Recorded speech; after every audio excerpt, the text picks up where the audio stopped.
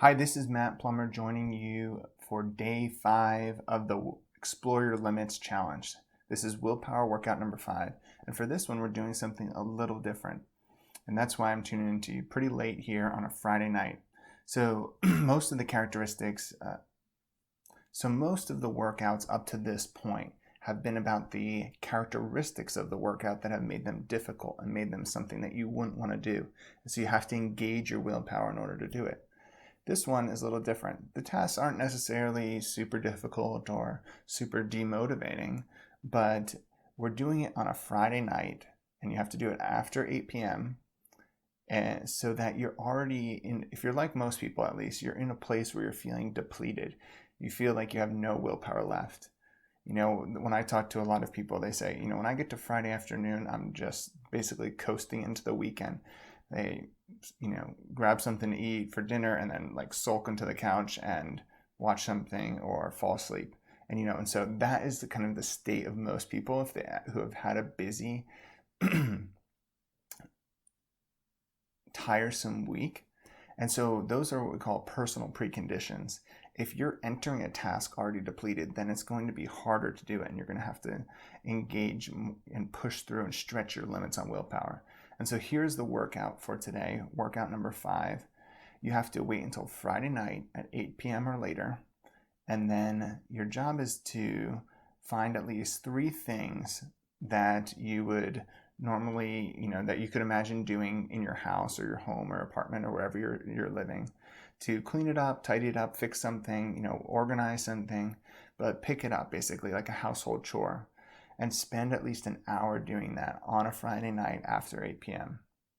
Okay, so that's what I'm about to embark on. I'm getting a little bit of a later start. You can see here it's around 9:04, so that's going to take me till a little after 10. And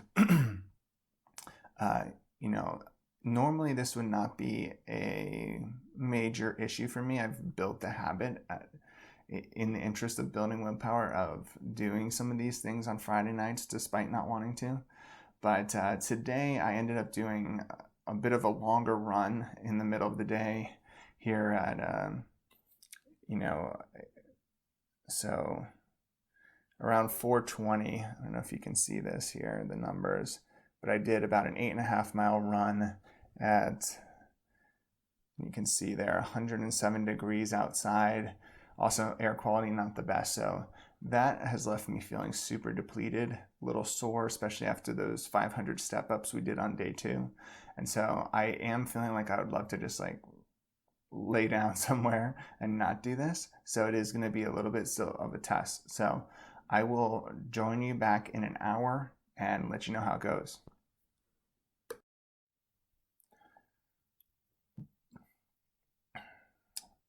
All right, I'm back. It's about, let's see, so it's 10:30, so I went even a little bit over, probably about an hour and 20 minutes. And that was mainly because I just, was trying to finish up what I started there. So definitely a little sweatier and disheveled after that, but it worked out. And I think, and part of what I was hinting at in the description here is that the feeling of doing this, the idea of getting yourself to do it is actually harder than actually once you get into it and are doing it. And in part that's because we have this perception that we've reached our limit, we've hit the bottom, we're depleted, we have no more left to give. And what I found is, I actually didn't want to do it, and especially after that run, as I was mentioning earlier, I was not feeling up to it. But once I got into it, at first I was kind of looking at the clock, seeing how long things were taking, when the hour would be up, and just getting a little tired being on my feet. But as I started to get into it and make some progress, actually a bit of psychological momentum took over, and it was kind of easy to do some other things. So I ended up, starting with just putting away the dishes and cleaning off the dishes. It was one of our girls' birthdays today, so there's a bit more going on in the kitchen to clean up. So tackled that, which created another instance, which was our garbage disposal got clogged in the midst of that, and so I had to plunge the sink until the garbage disposal came out. So that was an unexpected chore to add to the list of things. And what I find is that in these moments we have a tendency to take a shortcut and do something that otherwise we wouldn't do. And I even found as I was letting some of the stuff go down the drain, I was like, maybe I should have grabbed that out and pulled that out.